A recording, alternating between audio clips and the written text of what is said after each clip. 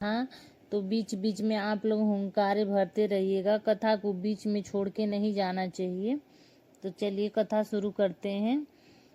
महाभारत का युद्ध जब समाप्त हुआ, युधिष्ठिर जी दुखी हुए। अश्वत्थामा ने इनके पुत्रों को जब मार डाला, तब इस शोक से घबराई हुई द्रौपदी मरे हुए पुत्रों को देखकर अपने सखियों के साथ महाराज धौम्य के पास गई। द्रौपदी बोली, हे ब्राह्मण श्रेष्ठ, किस उपाय से पुत्र दीर्घजीवी होंगे, यह प्रसन्नता पूर्वक निश्चय करके कहिए। तब धम्म जी बोले, पहले सतयुग में सत्य बोलने वाले, सच्चाई रखने वाले, सबको समान दृष्टि से देखने वाले, दया से युक्त जीमूतवाहन नाम के राजा हुए। वह किसी समय अपने ससुराल में जाकर अपनी स्त्री के साथ रहने लगे। उस गांव में आधी रात के समय पुत्र शोक से घबराई हुई पुत्र शोक को पुनः देखने में आशा रहित एक दुखनी करुण स्वर में रुदन करने लगी। हाय हाय, मुझ बुढ़ी के आगे जवान पुत्र नष्ट होने जा रहा है। ऐसा उसका रोना सुनकर दया से युक्त राजा का हृदय फट गया। तब राजा वहां जाकर बोले, इनके मरने का कारण कहो। वह बोली, हे राजन, रोज रोज गरुड़ मेरे लड़के को खाता है। वृद्धा का वचन सुनकर दयालु राजा बोले, तू खड़ी रह, तेरे पुत्र की रक्षा के लिए मैं प्रयत्न करूंगा। यह कहकर राजा भय को छोड़कर खाने के स्थान पर पहुंच गया। वहां पर गरुड़ जी आकर राजा के शरीर का मांस खाने लगे।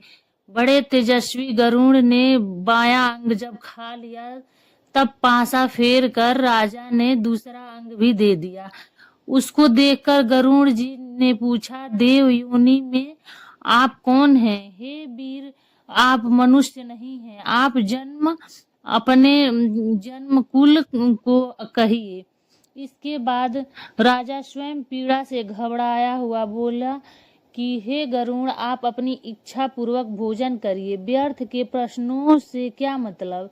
इस वाक्य को सुनकर गरुड़ जी ने उसे खाना छोड़ दिया।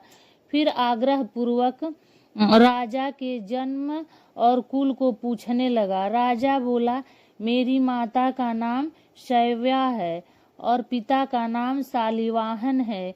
सूर्यवंश में उत्पन्न हुआ मैं राजा जीमूतवाहन हूँ। इस दयालुता को देखकर राजा से गरुड़ जल्दी से बोला कि हे महाराज, जो आपके मन में हो सो आप वर मांगिए।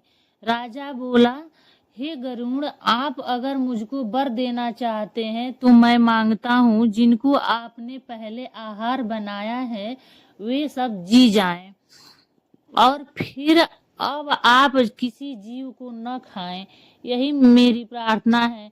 और जो जीव उत्पन्न होते हैं वे बहुत काल तक जिए, ऐसा उपाय करिए।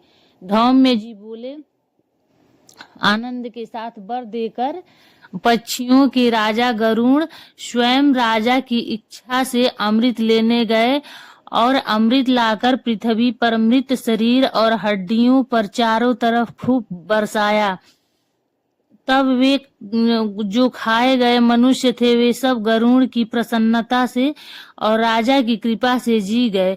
राजा का शरीर पहले से दूना सुशोभित हुआ। राजा की दयालुता देखकर फिर गरुड़ जी बोले कि दूसरा वरदान लोक हित की इच्छा से मैं स्वयं देता हूँ। अश्विन माह के कृष्ण पक्ष की अष्टमी बड़ी शुभ है, सप्तमी रहित वह आज है, और तुम प्रजा को जिलाने वाले हो, इस कारण आज का दिन ज्ञानमय होगा। श्री दुर्गा जी की मूर्ति का बहुत भेद है, जो तीनों लोक में पूजनीय है।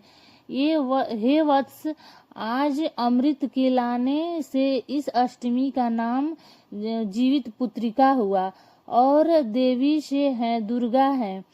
इस अष्टमी में जो स्त्रियां जीवित पुत्रिका का पूजन करेंगी और कुशा से तुम्हारा रूप बनाकर श्रद्धा और भक्ति से पूजन करेंगी, उनके सौभाग्य की वृद्धि और वंश वृद्धि निरंतर होती रहेगी। हे महाराज, इसमें कोई संशय नहीं है। सप्तमी से रहित जो अष्टमी है उसमें उपवास करें। जिसमें सूर्य नारायण उदय हो वही अष्टमी है, और पारण नवमी के दिन करें। सप्तमी से रहित अष्टमी नहीं करना चाहिए, नहीं तो कोई फल नहीं होता और सौभाग्य भी निश्चय नष्ट ही हो जाता है। इस प्रकार गरुड़ जी राजा को वरदान देकर विष्णु पूर्व वैकुंठ को चले गए। राजा भी अपनी स्त्री के साथ अपने नगर को चला गया। हे देवी, यह बहुत दुर्लभ व्रत मैंने कहा, जिस व्रत के प्रभाव से लड़के बहुत दिन तक जीवित रहते हैं। इस वास्ते हे देवी, इस व्रत को पूर्वोक्त विधि से करो, और इसमें पार्वती जी शैल पुत्री जो हैं उनका पूजन करो। जब तुमको फल प्राप्त होगा। मुनि के वचन को सुनकर द्रौपदी ने बहुत प्रसन्न होकर ग्राम की सब स्त्रियों को बुलाकर इस उत्तम व्रत को किया। गौतम ऋषि बोले, इस व्रत के प्रभाव को सुनकर चीली किसी सुंदर सखी सियारन से कहा। उसने भी इस व्रत को स्वीकार किया। किसी पीपल की डाली में रहकर चिल्ली व्रत करने लगी। उसी पीपल के खोडर में सियारिन भी व्रत करने लगी। कहीं पर उत्तम ब्राह्मण से इस कथा को सुनकर चिल्ली ने अपने सखी सियारन जो कि खोडर में बैठी थी उससे कहा, आधी कथा सुनकर भूख से दुखी शरीर वाली सियारन खोडर से निकलकर जल्दी से मुर्दों से भरे हुए शमशान पर गई। वहां जाकर अपनी इच्छा पूर्वक सियारन ने मांस खाया। वही चील्ही ने निर्जल व्रत किया। तब प्रातः काल हो गया। गौशाला में जाकर सुगंधि युक्त सुंदर जल पिया। वहीं पर स्वस्थ चित्त से नवमी के दिन नवमी में पारण किया। कुछ ही दिनों के बाद दोनों अपने शरीर को छोड़ दिया। बाद में कौशलपुर में किसी धनी के घर संयोग से दोनों का एक ही घर में जन्म हुआ। बड़ी बहन सियारन हुई, छोटी बहन चिल्ली हुई। संपूर्ण लक्षणों से युक्त उसको जाति का स्मरण रहा।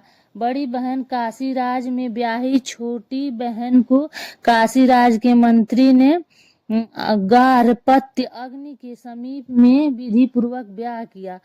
पूर्व जन्म के फल से मृगनयनी रानी से जो लड़का उत्पन्न हुआ वो सब यमराज के घर चले गए।